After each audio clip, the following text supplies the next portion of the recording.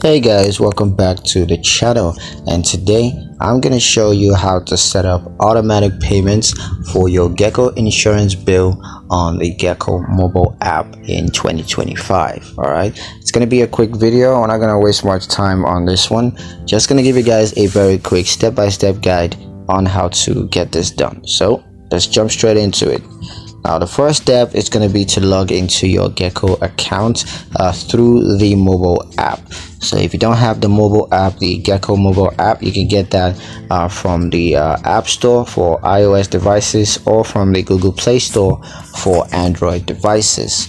Now, once you have that and you've opened the app up, go ahead and log into your Geico account.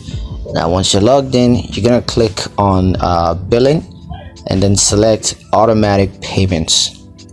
Next thing you're going to do is to enter your payment information, and that's going to include your bank account or your credit card details. Once that's